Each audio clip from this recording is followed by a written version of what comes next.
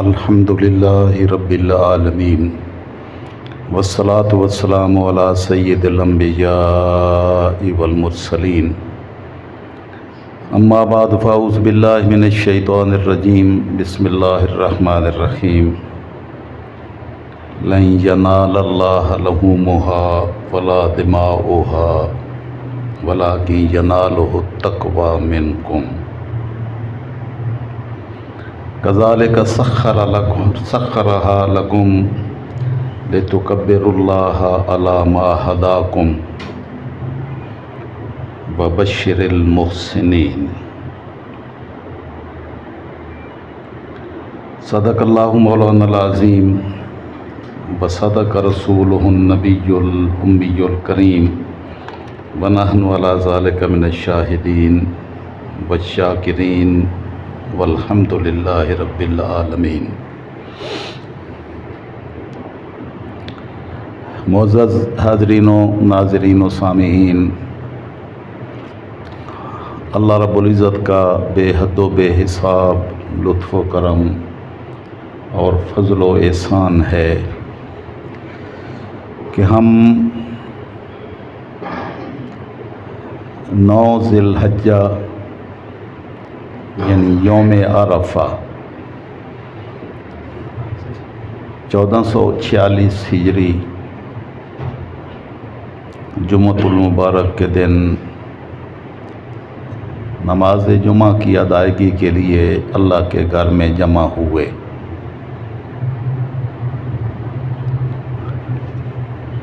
مالک الملک نے تاجدار کائنات صلی اللہ تعالی علیہ وسلم کا صدقہ ہم پر اپنے احسانات، اپنی رحمتوں، اپنے فضل و کرم کی انتہا فرمائی کہ ہمیں ایمان کی دولت سے مالا مال کیا۔ ایمان عمل کا تقاضا کرتا ہے کہ جو اللہ رب العزت کی ذات کو مانتا ہے اور اس پر ایمان لاتا ہے تو وہ اپنے اعمال اور اپنی سیرت و کردار کو اللہ کے احکامات کی روشنی میں تبدیل کرے اور مالک الملک کی رضا کی خاطر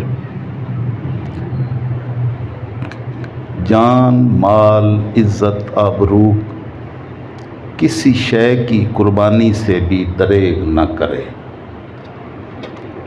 یہی بندہ مومن کی شان ہے اور یہی بندہ مومن کی زندگی کا کمال ہے۔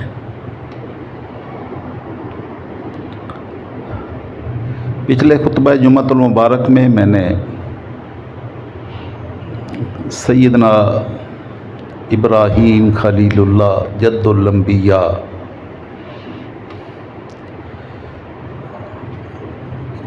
کی آزمائشوں اور قربانیوں کا تذکرہ کیا تھا،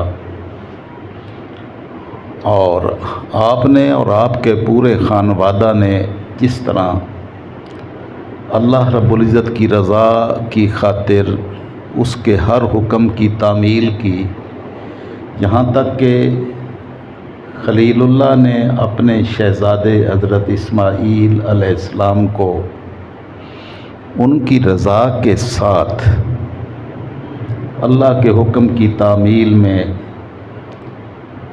قربان کرنے کے لیے زمین پر مینا کے علاقے میں لٹا دیا اور اللہ کے حکم کی تعمیل میں اپنے بیٹے کی گردن پر چھری رکھ دی۔ چھری صرف رکھی نہیں ہے، چھری چلائی ہے تو مالک الملک نے اس قربانی کو قبول فرمایا اور سیدنا اسماعیل ذبیح اللہ کی جگہ پر جنت سے لائے ہوئے ایک مینڈے کی قربانی کو اپنی بارگاہ میں شرف قبول بخشا۔ ابراہیم علیہ السلام نے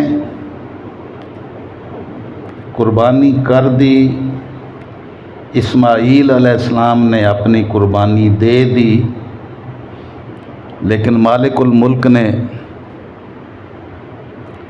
بے شمار حکمتوں کے پیش نظر سیدنا اسماعیل علیہ السلام کو بچا کر جانور کی قربانی اپنی بارگاہ میں اس طرح قبول فرمائی کہ قیامت تک آنے والی امت مسلمہ کے لیے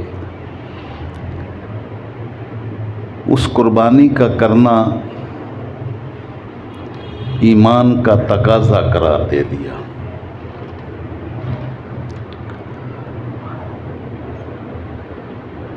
قربانی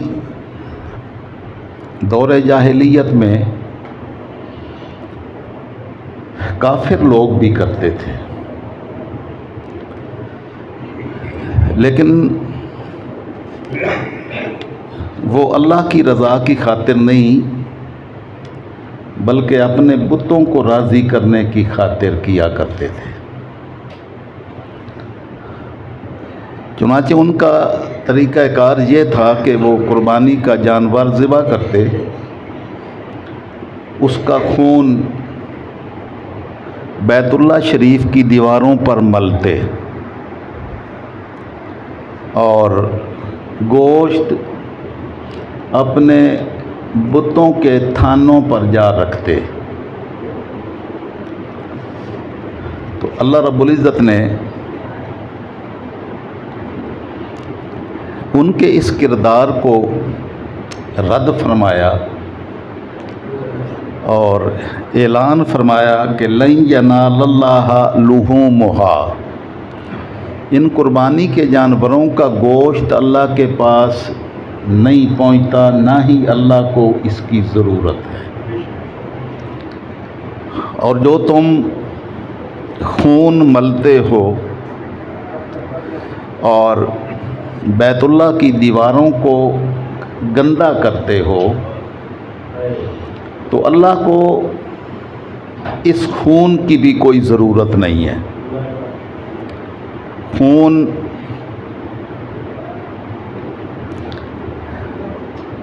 اللہ کو اس کی حاجت نہیں ہے، نہ گوشت کی حاجت ہے۔ خون تم بہاتے ہو، تمہارا جانور پاکیزہ ہو جاتا ہے اور حلال ہو جاتا ہے، اور گوشت مالک الملک کھانے سے پاک ہے، اس کو گوشت کی کوئی ضرورت نہیں ہے۔ تم جو قربانی کرتے ہو تو خون زمین میں بہہ جاتا ہے، گوشت تم خود کھا لیتے ہو یا دوسروں کو کھلا دیتے ہو۔ تو اس قربانی میں اصل چیز کیا ہے؟ تو مالک الملک نے فرمایا کہ یہ گوشت بھی ادھر رہتے ہیں، خون بھی ادھر رہتا ہے، وَلَٰكِن يَنَالُهُ التَّقْوَىٰ مِنكُمْ، تو اللہ کی بارگاہ میں تمہارے دلوں کی نیت اور تقویٰ پہنچتا ہے۔ تم جب قربانی کرو گے تو باقی اس کی ہر چیز یہاں ہی رہے گی، تمہارے دلوں میں جو نیت اور اخلاص، صداقت، وہ مالک الملک کی بارگاہ میں جگہ پاتی ہے۔ تو اگر تم اپنی نیت کو درست کرو گے تو تمہاری قربانی اللہ رب العزت کی بارگاہ میں شرف قبول بخشے حاصل کرے گی۔ تو باقی اللہ کو تو نہ تمہارے گوشت کی ضرورت ہے نہ کسی اور شے کی، وہ تو بے نیاز ہے۔ وہ تم سے قربانی کا جو تقاضا کرتا ہے وہ تقاضا اس لیے کرتا ہے کہ تم اپنی نیت کو درست کرو کہ ہم نے ان جانوروں کو مالک کی رضا کی خاطر قربان کیا ہے، یہ نیت ہو اور اس میں اخلاص ہو اور للہیت ہو کہ میں کسی اور کو خوش کرنے کے لیے کسی اور نیت سے ریاکاری کرتے ہوئے لوگوں کو دکھلانے کی خاطر یہ قربانی نہیں کر رہا ہوں، میں اپنے مالک کی رضا کی خاطر اور صرف اس کو راضی کرنے کی خاطر کر رہا ہوں۔ ریاکاری کی نیت سے یا کسی بھی اور نیت سے قربانی ضائع ہو جاتی ہے۔ کل قربانی کا یوم النحر قربانی کا دن ہے، تو میں نے یہ ضروری سمجھا کہ ہم اپنی نیتوں کی طرف متوجہ ہوں کہ ہم نے یہ قربانی کس انداز سے کرنی ہے اور کس نیت سے کرنی ہے۔ تاجدار کائنات صلی اللہ تعالی وسلم نے قربانی فرمائی۔ حضرت انس بن مالک روایت فرماتے ہیں، ضحى النبی صلی اللہ تعالی وسلم بکبشین، تاجدار کائنات صلی اللہ تعالی وسلم نے 2 مینڈوں کی قربانی دی، املہین، جو سفید اور کالے رنگ کے تھے، سر ان کا کالا تھا، کالے رنگ کا تھا اور باقی جسم سفید تھا۔ اقرنین، درمیانے درجے کے خوبصورت سینگ تھے۔ ذبحہما بیدہ، تاجدار کائنات صلی اللہ تعالی وسلم نے اپنے دست انور سے ان کو ذبح فرمایا۔ ان کو بائیں پہلو پر زمین پر لٹایا اور دائیں پہلو کے اوپر اپنا قدم مبارک رکھا۔ اس انداز سے قربانی کا جانور ذبح کرتے ہوئے اللہم تقبل ہو منی کما تقبلت من ابراہیم، اے اللہ مجھ سے یہ قربانی کو قبول فرما جس طرح تو نے اپنے خلیل اللہ سے قربانی کو قبول فرمایا۔ تو عمل وہی ہوتا ہے جو درجہ قبولیت کو پہنچے۔ اصل بات ساری سمجھانے کی جس کی ضرورت ہے وہ یہی ہے کہ یہ ساری قربانی کا ہر عمل، ہر ادا صرف اور صرف مالک کی رضا کی خاطر ہو۔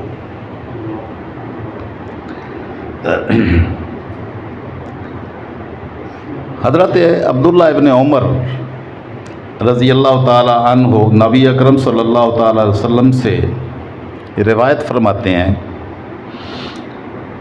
کہ آپ نے فرمایا، ما من ایام اعظم عند اللہ ولا احب الیہ العمل فیہن من ہذہ الایام۔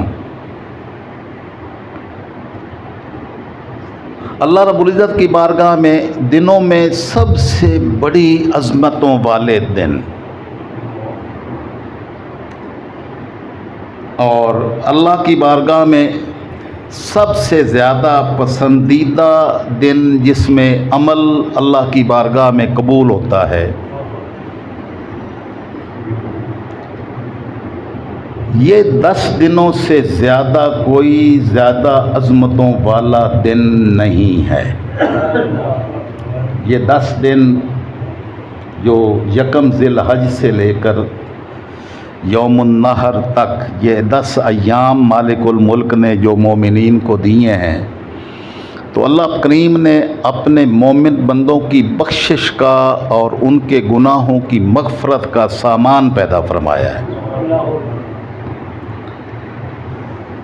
تو آقا علیہ السلام نے فرمایا کہ یہ عظمتوں والے دن ہیں فَأَكْثِرُوا فِيهِنَّ مِنَ التَّحْلِيلِ وَالتَّكْبِيرِ وَالتَّحْمِيدِ، تو ان ایام میں کثرت کے ساتھ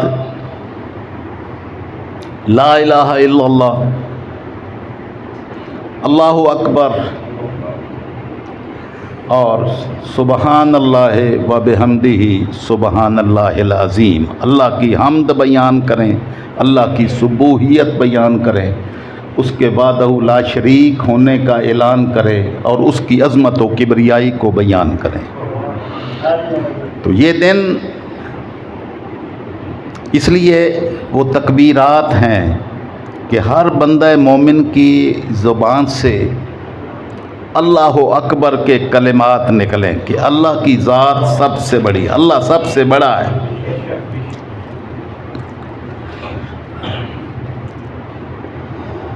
حضرت عمر بن شعیب اپنے باپ سے اور وہ ان کے دادا سے روایت کرتے ہیں، ان النبی صلی اللہ تعالی وسلم قال، کہ آقا علیہ السلام نے ارشاد فرمایا، آج یوم عرفہ ہے، نامی کا دن۔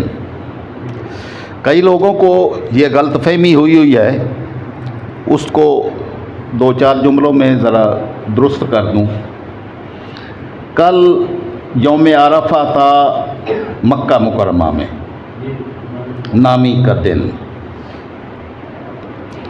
اب انہوں نے یہ سمجھا کہ جب نامی کا دن ہوگا تو پورے عالم اسلام میں یوم عرفہ نامی کا دن بھی اسی دن شمار کیا جائے گا جس دن وہاں یوم عرفہ ہوگا، لیکن یہ بہت بڑی غلط فہمی ہے۔ اللہ کریم نے روزے، نمازیں اور قربانی یہ پوری دنیا کے مومنین مسلمانوں پر لازم کی ہے۔ یہ ابراہیم علیہ السلام کی سنت ہے اور اللہ پاک نے مسلمانوں کو یہی قربانی کرنے کا حکم دیا ہے اور حج کرنے کا حکم دیا ہے۔ حاجی یوم عرفہ کو عرفات کے میدان میں جاتے ہیں نامی کے دن، لیکن مسلمان یوم عرفہ نامی کے دن کو ہی شمار کرتے ہیں۔ وہ جس علاقے میں بھی ہوں گے ان کا وہی یوم عرفہ ہوگا جو ان کے ہاں نامی کا دن ہوگا۔ اور اگر ایسا اس غلط فہمی کا شکار ہو کر کل ان کے ساتھ یوم عرفہ ہو جائے تو کہیں وہ غلطی سے آج قربانی نہ کر دینا، کیونکہ ان کا آج یوم النحر بھی ہے، قربانی کا دن ہے ان کا آج، تو انہوں نے تو قربانیاں کرنی ہیں، تو کیا یہاں آج قربانیاں شروع کر دیں گے؟ تو یہ مالک الملک نے ان اوقات کا پابند اس لیے بنایا ہے کہ ہر کوئی اپنے اپنے علاقے میں جب سورج ڈھلتا ہے تو ظہر کی نماز ادا کریں گے، عصر کا ٹائم ہوتا ہے تو عصر کی نماز ادا کریں گے، مغرب کا ٹائم ہوتا ہے تو مغرب کی نماز ادا کریں گے۔ جب یوم عرفہ کو عرفات کے میدان میں حاجی ٹھہرے ہوئے تھے تو ہماری تو عشاء بھی ہو گئی تھی، عشاء کی نماز بھی ہم پڑھ چکے تھے، اور امریکہ اور آگے دوسرے علاقوں میں تو کوئی 10 گھنٹے بعد جا کے وہ ٹائم آئے گا۔ تو مالک الملک نے تمام جو احکامات ہیں وہ اپنے اپنے علاقے اور جگہوں کے اعتبار سے فرض کیے ہیں۔ تو یوم عرفہ ہمارا آج ہے، ان حاجیوں کا کل تھا، اور آج ان کا یوم النحر ہے، اور آپ کو معلوم ہونا چاہیے کہ ہمارا یوم النحر کل ہوگا جب ہم عید کی نماز ادا کریں گے، اور عید کی نماز پڑھنے کے بعد قربانی ہوگی۔ تو آج ان کا یوم النحر ہے، ہمارا یوم النحر کل ہوگا انشاءاللہ۔ تو یہ احکامات اپنے اپنے علاقوں کے اعتبار سے رب ذوالجلال نے فرض کیے ہیں۔ اسی طرح رمضان المبارک ہے، ان کا رمضان اگر ایک دن پہلے شروع ہوا ہے تو باقیوں کو جب ان کا رؤیت ہلال ہوگی تو ان کا رمضان شروع ہوگا، ان کی عید ایک دن پہلے ہوگی، باقیوں کا روزہ ہوگا، تو ہماری عید اپنے حساب کے مطابق ہوگی۔ تو تمام احکامات کو اللہ نے آسانی کے ساتھ، تو اللہ کی بارگاہ میں ان اوقات کی ضرورت صرف یہ ہے تاکہ کائنات میں پوری دنیا پر کوئی لمحہ ایسا نہیں ہوتا جب مسلمان نماز ادا نہ کر رہے ہوں۔ اب ہم یہاں جمعہ کی نماز کے لیے اکٹھے ہیں، ہمارے مشرق والے علاقوں میں جمعہ ہو چکا ہے، ان سے اور مشرق والوں میں اس سے بھی پہلے جمعہ ہو چکا ہے۔ اگلے لمحات میں، اگلے گھنٹوں میں ہمارے مغرب والے علاقوں میں سارے مسلمان جمعہ ادا کر رہے ہوں گے، اس سے اگلے گھنٹے میں وہاں جمعہ ادا کر رہے ہوں گے۔ گویا مالک الملک کی مشیت اور چاہت یہ ہے کہ روئے زمین پر کوئی لمحہ ایسا نہ گزرے جب مسلمان میری بارگاہ میں سجدہ نہ کر رہے ہوں۔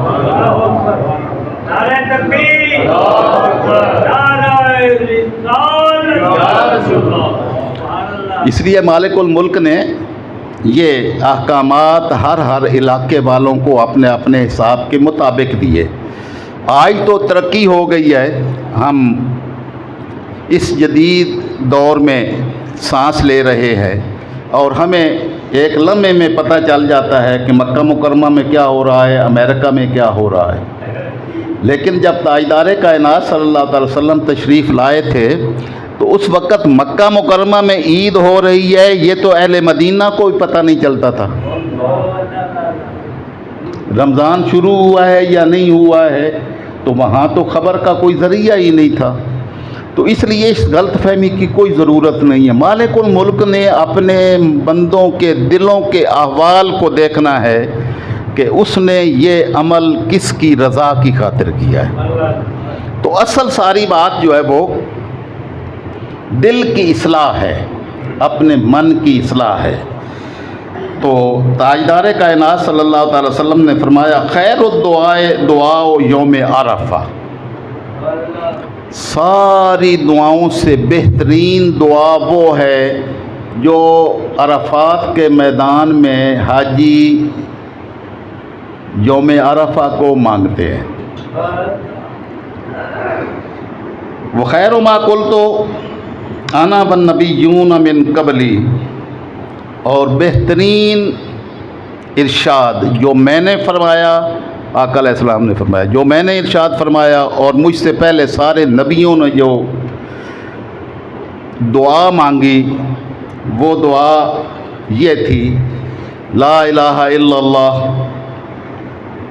وحدہ لا شریک لہ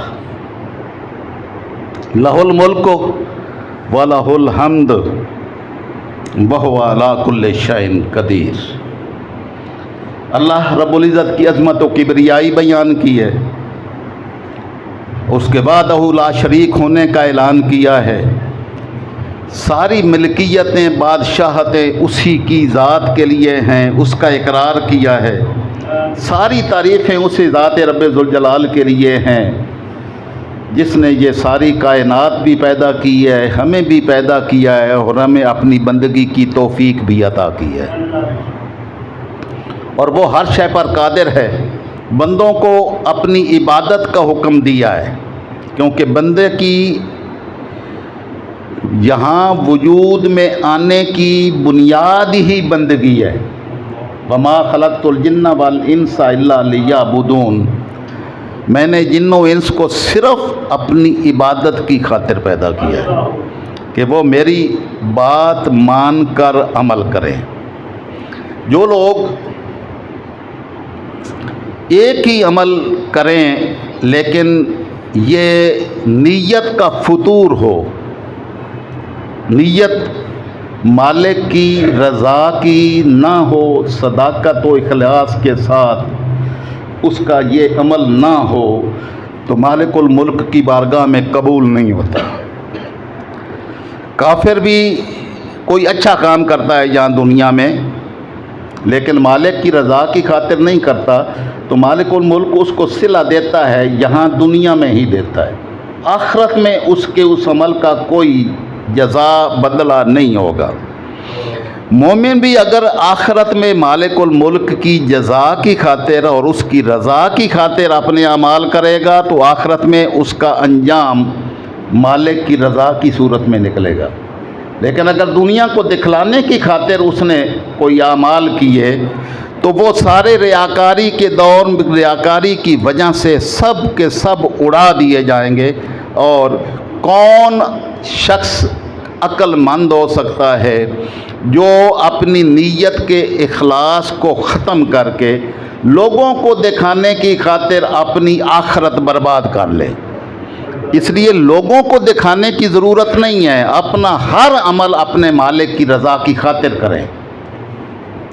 سورہ فرقان میں رب ذوالجلال نے ارشاد فرمایا وَقَدِمْنَا إِلَىٰ مَا عَمِلُوا مِنْ عَمَلٍ، قیامت کے دن ہم متوجہ ہوں گے انسانوں کے اعمال کی طرف جو انسانوں نے اعمال کر کے ہماری چوکھٹ پہ ہماری بارگاہ میں حاضری دی ہو۔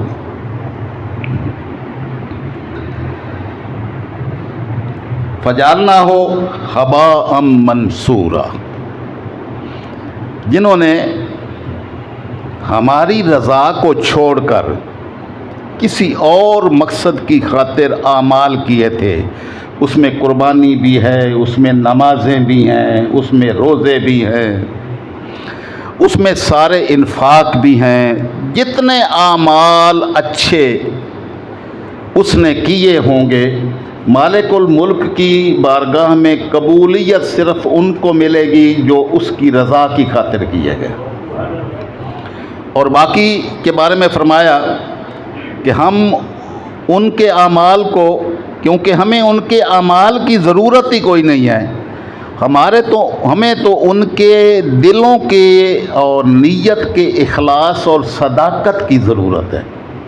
ہماری بارگاہ میں سرخرو صرف وہ ہوگا جس کو اخلاص نیت نصیب ہوگا، اخلاص نیت، خالص نیت۔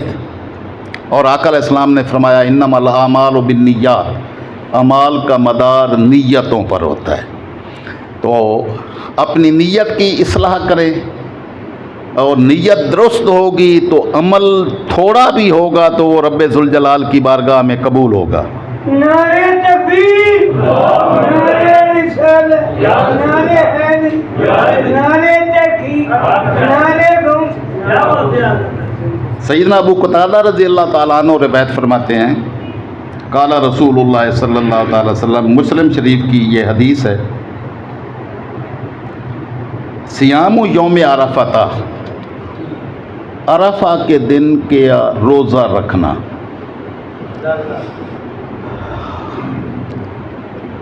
نامی کے دن کے روزے کی بات تو بڑی کثرت کے ساتھ ہوئی، خوش نصیب لوگوں کو آج روزہ، آج یوم عرفہ ہے تو آج روزہ نصیب ہوگا یا ہوا ہوگا۔ احتسب علی اللہ، تو آقا علیہ السلام نے فرمایا کہ نامی کے دن کا جو روزہ رکھتا ہے تو میرا یقین ہے رب ذوالجلال کی بارگاہ میں ان یکفر السنۃ التی قبلہ وسنۃ بعدہ، کہ رب ذوالجلال اس کے سارے گناہ جو پچھلے سال میں ہوئے وہ بھی معاف کر دے گا اور جو اگلے سال میں ہوں گے وہ بھی معاف فرما دے گا۔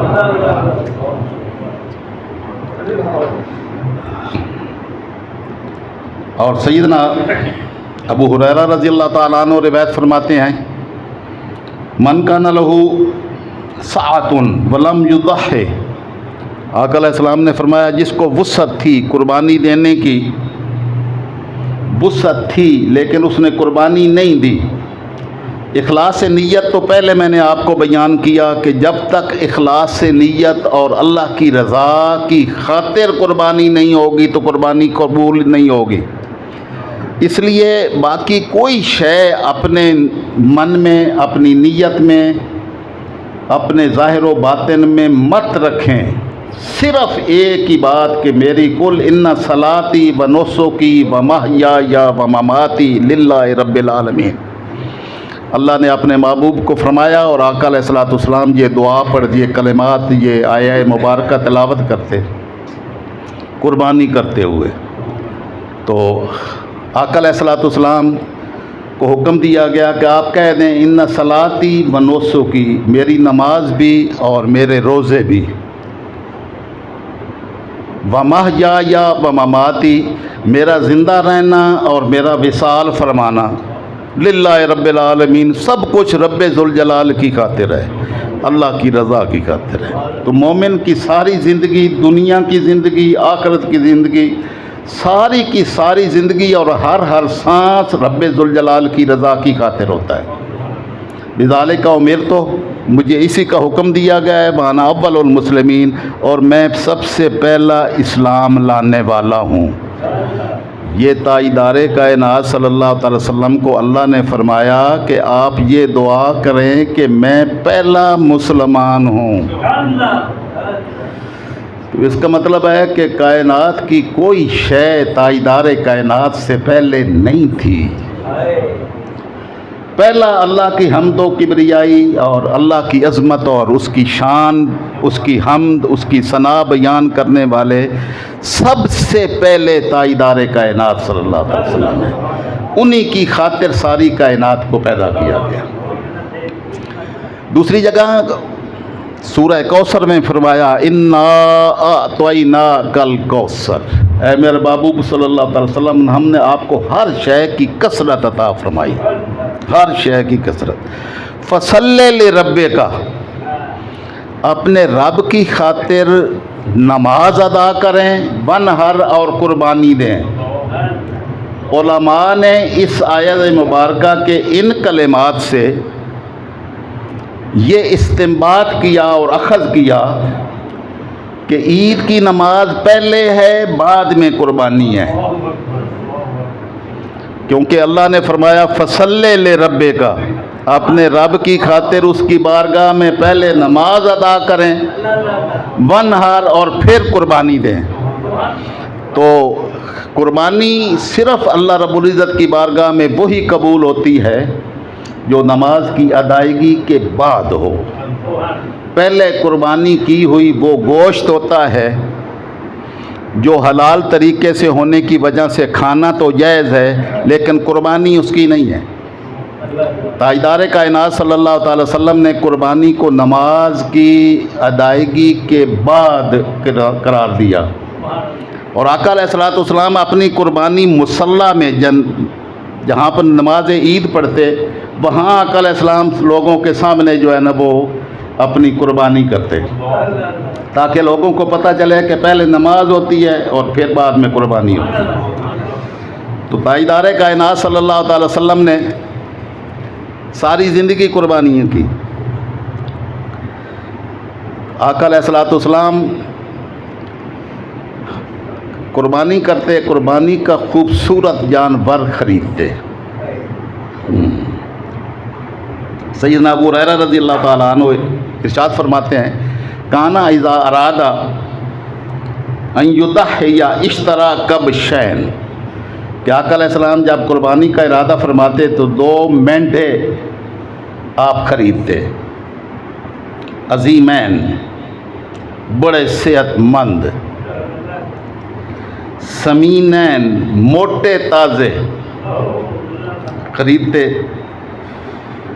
اقرنین، خوبصورت سینگوں والے مینڈے خریدتے، املہین، 2 رنگوں والے مینڈے خریدتے جن کے منہ کا حصہ کالا ہوتا اور باقی وجود سفید ہوتا. موجودین، جو بھی موجود ہوتے، اگر یہ نہیں ہے کہ ایسا نہ ملے تو پھر وہ قربانی ہی نہیں ہے. جو موجود ہوتے، موجودگی میں ایسوں کو ترجیح دیتے. اور تاجدار کائنات صلی اللہ تعالی وسلم نے صرف اپنی ذات کی طرف سے قربانی نہیں دی، بلکہ آقا علیہ السلام نے اپنی امت کی طرف سے بھی قربانی دی۔ آقا علیہ السلام اسی حدیث پاک میں جو سیدنا ابو ہریرہ رضی اللہ تعالیٰ عنہ سے مروی ہے کہ آقا علیہ السلام 2 مینڈے اس طرح کے آپ خریدتے، فذبح احدہما، تو آقا علیہ السلام ان میں سے ایک مینڈا ذبح کرتے، من محمد و آل محمد، آقا علیہ السلام اپنی طرف سے اور اپنی آل کی طرف سے ایک مینڈا ذبح فرماتے، والآخر من امتہ، اور دوسرا مینڈا اپنی امت کی طرف سے قربان فرماتے۔ من شاہد للہ بالتوحید، جس نے بھی کلمہ پڑھا اس امت کی طرف، کیونکہ امت میں تو ساری دنیا ہے، اس میں کافر اور مومن سارے شامل ہیں، وہ امت اجابت یہاں مراد ہے جنہوں نے آپ کی دعوت کو قبول کیا۔ آپ تمام انسانوں کی طرف مبعوث تو فرمائے گئے، وہ ساری آپ کی امت ہے، لیکن آپ کی امت میں کچھ مسلمان ہیں جنہوں نے آپ کی دعوت کو قبول کیا، اور باقی کافر ہیں جنہوں نے دعوت کو قبول نہیں کیا۔ تو آقا علیہ السلام قربانی اپنے مومن امتیوں کی طرف سے کرتے۔ تو گویا تاجدار کائنات صلی اللہ تعالی وسلم نے قربانی کے عمل میں بھی اپنی امت کو یاد رکھا ہے۔ تو جن کو اللہ نے وسعت دی ہے وہ جہاں اپنی طرف سے، اپنے والدین کی طرف سے قربانی کرتے ہیں، تو ان پر یہ ایک حق ہے سید الانبیاء صلی اللہ تعالی وسلم کی ذات گرامی کا کہ وہ اپنے نبی کی طرف سے بھی قربانی دیں، کہ مالک الملک نے اس نبی کے صدقے میں ہی تو ہمیں ایمان کی دولت سے مالا مال فرمایا۔ نعرہ تکبیر، نعرہ رسالت، نعرہ حیدری، نعرہ تحقیق، نعرہ غوثی۔ تاجدار کائنات صلی اللہ تعالی وسلم نے کی خدمت میں ایک قربانی کے موقع پر 5-6 اونٹ لائے گئے تاکہ آقا علیہ السلام قربانی اپنے دست انور سے کریں۔ تو صحابہ فرماتے ہیں کہ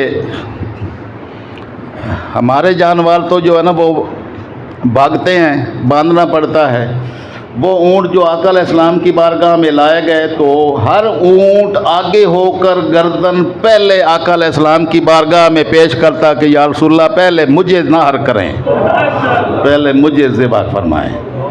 تو اونٹ کے قربانی کرنے کو نہر کہتے ہیں، باقی جانوروں کو ذبح کہتے ہیں۔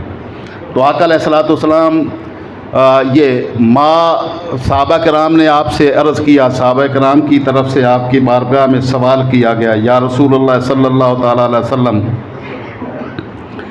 یہ قربانیاں کیا ہیں؟ ما ہی الاضاحی، یا رسول اللہ تعالیٰ وسلم یہ قربانیاں کیا ہیں؟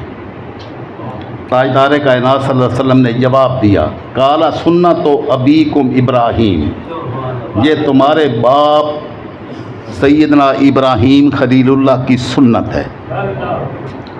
قالوا فما لنا فیہا یا رسول اللہ، تو صحابہ نے عرض کی یا رسول اللہ اس میں ہمارے لیے کیا اجر ہے اس قربانی کے کرنے کا؟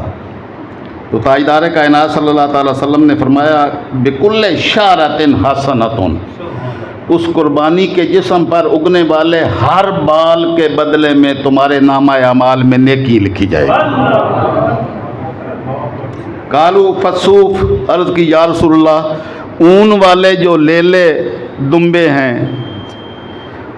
باقی گائے وغیرہ ان کے اوپر تو بال ہوتے ہیں، ان بالوں کے بدلے میں نیکی ہے، تو جن کے اوپر اون ہوتی ہے وہ، تو اب اون کی مقدار آپ کو معلوم ہے بھائی، باقی جسم پر نکلنے والے اگنے والے بالوں کے مقابلے میں کہیں زیادہ ہوتی ہے، ایسا ہی ہے۔ تو عرض کی یا رسول اللہ یہ اون کے بارے میں جو ان قربانی کے جانوروں کے جسم پر اون ہے تو اس کا، قال بکل شعرۃ من الصوف حسنۃ، ان کی اون کے ہر بال کو گن کر مالک الملک تمہارے نامہ اعمال میں اتنی نیکیاں لکھے گا۔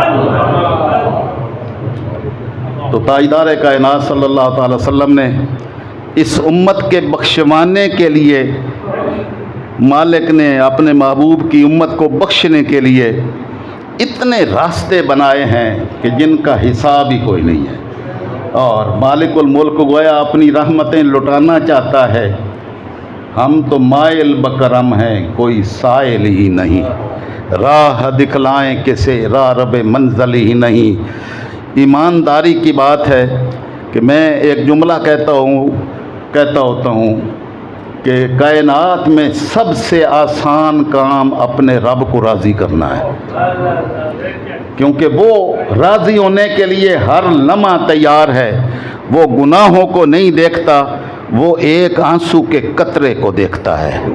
जो इस नीयत और इखलास के साथ, सदाकत के साथ उसकी बारगाह में माफ़ी मांगते हुए इंसान बहाता है, तो मालिकुल मुल्क बंदे को अफ़्व दरगुज़र के ज़रिए से वहाँ तक पहुँचाता है कि वबश्शिरिल मुहसिनीन।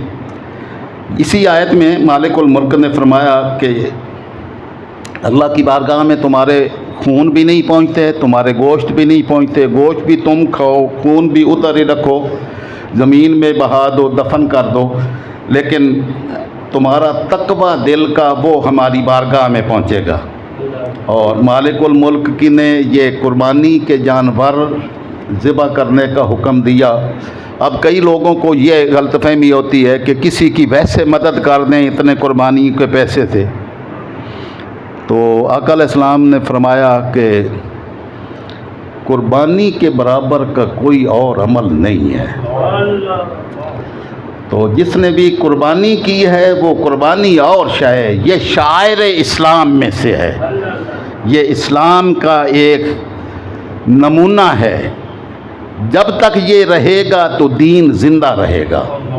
और इसके ज़रिए से ही जिसने भी आका अलैहिस्सलाम के नाम पर कुर्बानी देनी है, वालदैन के नाम पर कुर्बानी देनी है, तो माल गरीबों में बांटने की बजाय कुर्बानी करना ही अफजल है।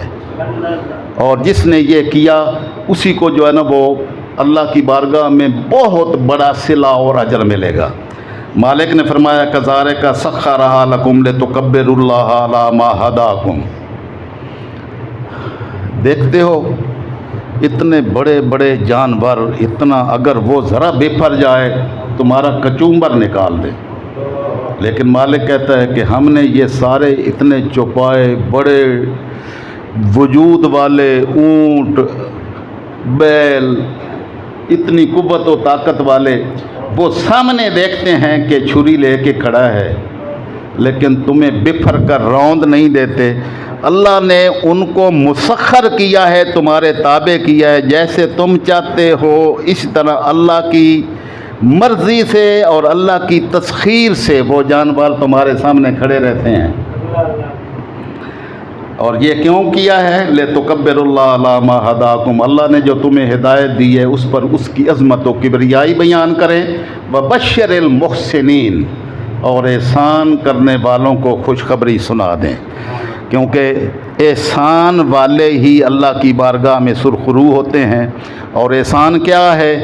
जिब्रील अमीन ने आका की बारगाह में अर्ज़ किया एहसान का कि एहसान क्या है, तो आपने फरमाया अंता बुदल्लाह का अन्ना का तरा हो, तू अल्लाह की इबादत इस अंदाज में करे कि तू अल्लाह को देख रहा है। फ़इल्लम तकुन तरा हो फ़इन्नहु यराका, अगर तुम्हें ये कैफियत नसीब ना हो तो ये कैफियत तो ज़रूर नसीब हो कि वो तुम्हें देख रहा है। तो मालिक के सामने खड़े हैं, तो मालिक की बारगाह में इज़्ज़ो नियाज़ के साथ और मालिक की रज़ा की खातिर अपनी बंदगी का फ़रीज़ा सरअंजाम देते हुए इखलास लिल्लाहियत तवाज़ो इनकिसारी के साथ उसकी बारगाह में इबादत सरअंजाम दें। मालिकुल मुल्क हम सब की इबादतों को अपनी बारगाह में शर्फ़ कबूल अता फ़रमाए, हमारी कुर्बानियों को भी कबूल अता फ़रमाए। वमा अलैना इल्लल बलाग।